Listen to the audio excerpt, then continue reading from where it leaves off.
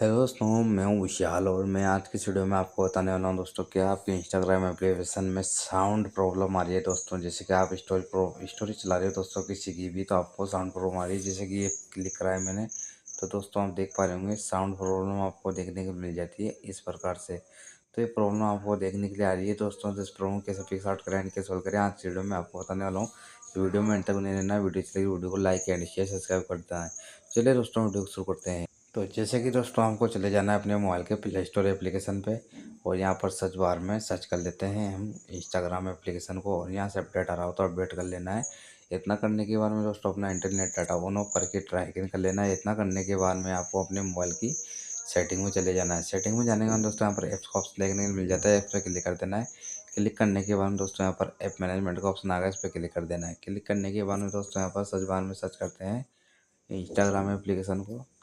जैसे सर्च करने के बाद दोस्तों इस पर क्लिक करना है। क्लिक करने के बाद दोस्तों डाटा यूज में जाके क्लियर कैच कर लेते हैं दोस्तों, और परमिशन में जाके सभी को अलाउ कर देते हैं।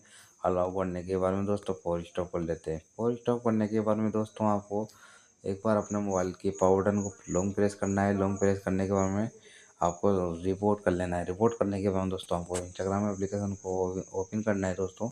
आपको ये प्रॉब्लम नहीं आएगी दोस्तों। जैसे कि हम किसी की स्टोरी चलाएंगे तो यहाँ पर आवाज़ आना शुरू हो जाएगी। जैसे कि मैंने ये चलाई है, आप देख पा रहे होंगे इस प्रकार से आपको साउंड में आवाज़ आने लगेगी। इस प्रकार से आपकी प्रॉब्लम सॉल्व हो जाएगी। तो आइए दोस्तों, आपको मेरी वीडियो पसंद आए तो वीडियो को लाइक एंड शेयर सब्सक्राइब जो करना है। धन्यवाद दोस्तों, वीडियो समाप्त होती है।